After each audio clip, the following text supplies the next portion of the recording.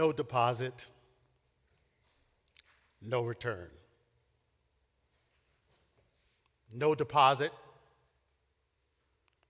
no return. There's a 2013 short documentary that was an Academy Award nominated film called Redemption. It brought to light the lives of people called canners. These canners who collect bottles and cans as a means of survival. When I grew up, I remember when we carried glass bottles back to the places where we bought our beverages. And at some point in time, manufacturers decided that the bottles needed to not be worth so much. Through innovation and changes, what took place was this. They plastered no deposit, no return on every bottle, on every can. And it created a problem. The problem was litter. It was garbage. It was trash. Those of us who are old enough could remember that broken glass was everywhere. But I would contend a bigger problem exists with a no deposit, no return mindset.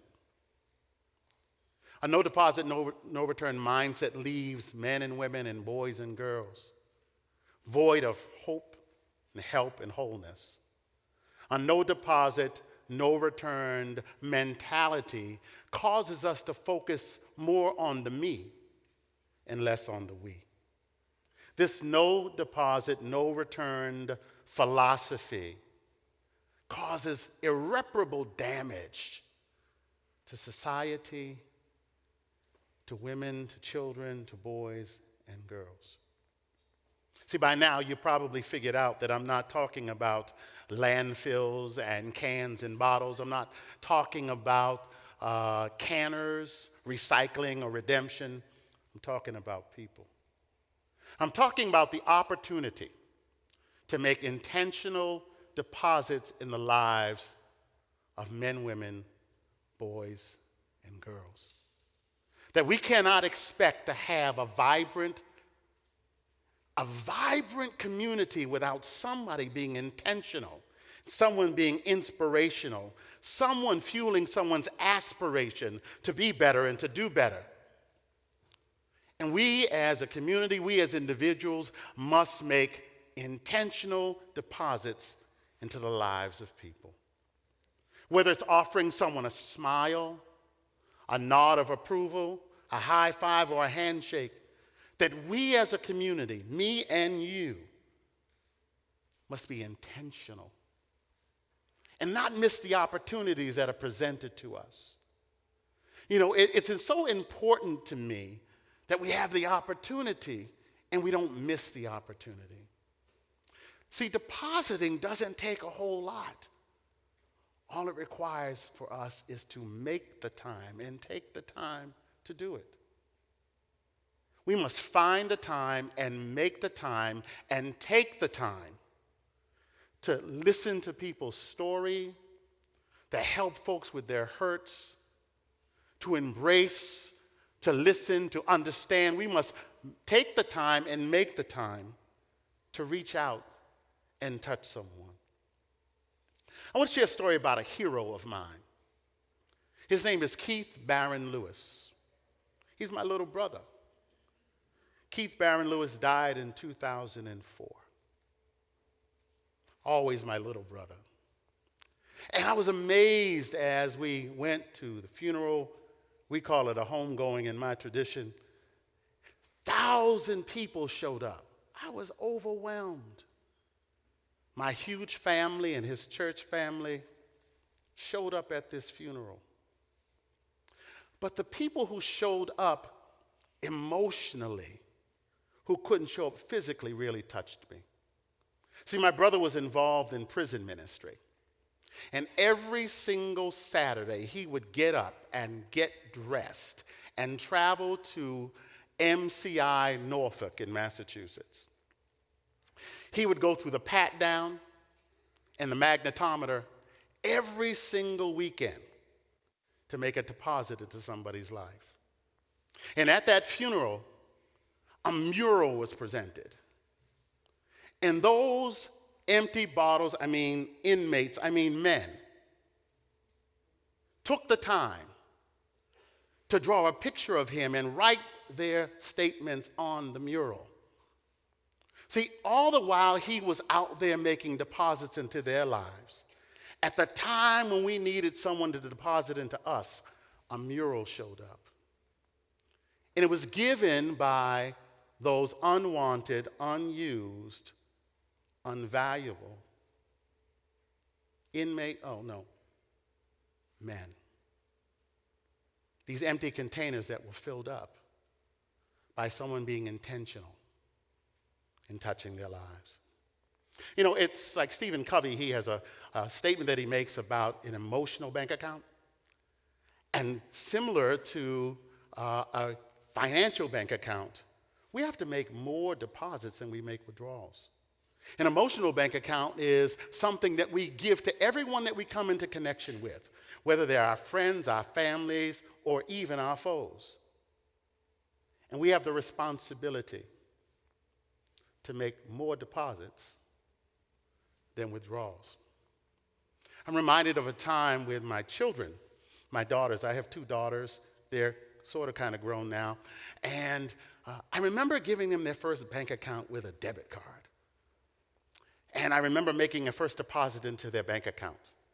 I put $10 into each account because I knew that when it was time to make a withdrawal, most ATM machines give out $20. I asked them to put the card in the machine and put in their PIN code, put your card in your machine and put in your PIN code, and ask for $20. And all they got was a slip of paper that said insufficient funds. I take the opportunity to put my card in and put my PIN code in, and I asked for $40. You know what I got? $40. I asked my daughters, what's the difference? If you knew my kids, they say, you have more money than we do. But I said, no, here's the real life lesson. I've made more deposits than I've made withdrawals. And through your life, you need to make sure that you make more deposits than you make withdrawals. See, I'm concerned that we would leave people behind because we're not intentional, that we would leave people behind because we're too busy, that we would leave people behind because we're tired. But we must find the time and make the time and take the time to make a difference. There are too many lives at stake. We cannot expect to have a thriving society and community if we're not willing to find the time and take the time and make the time to deposit into the lives of people.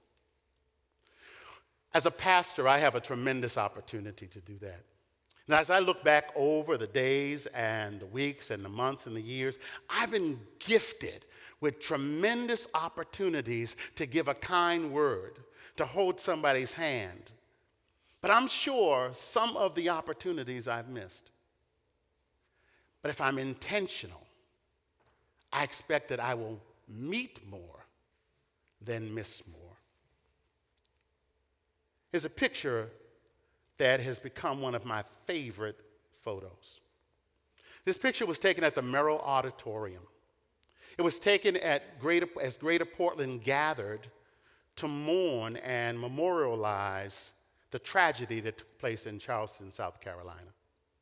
1,503 people were there. I was one of the organizers, but I also was one of the speakers. I had a task. I had a mission. I had a focus. I went to the podium and I said what I said. I shared what I thought I should have shared. I looked out into the crowd just like now, and I tried to reach you and talk to you and touch you. But when I was done, I was done. I wanted to get back to my seat. And so as I left the podium and tried to make my way back to my seat, I saw Zadrian and Issa. But more importantly, they saw me. See, to them, I'm Rev. If they were here right now, they'd be waving at me saying, "Hi, Rev." But my focus was my seat. And as I walked towards them, I noticed them. I noticed their eyes. I noticed their expressions. But my destination was my seat. And believe it or not, I looked in their direction, but I kept walking.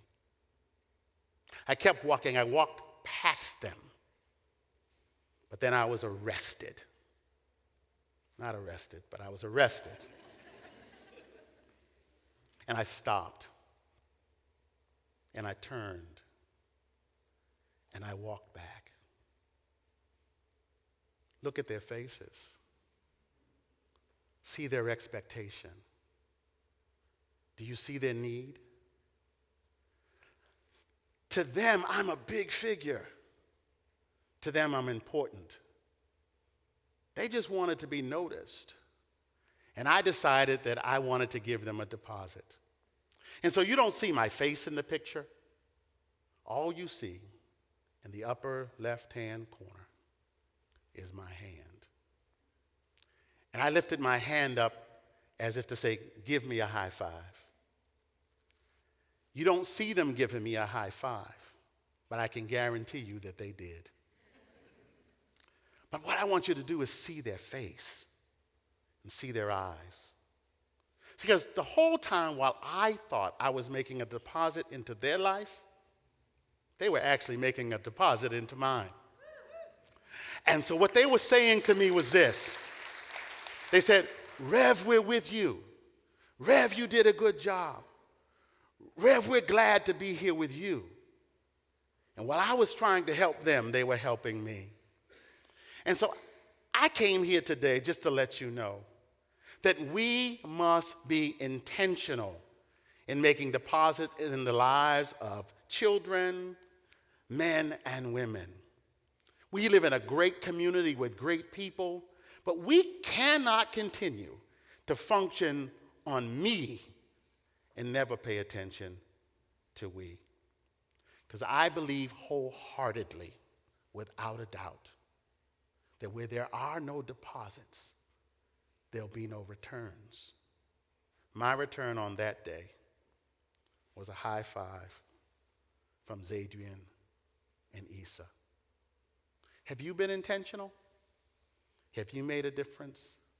Have you taken the time and made the time and found the time to touch somebody else's life, to be there, to be the shoulder, to be the listening ear? Without deposits, there can be no returns. Thank you.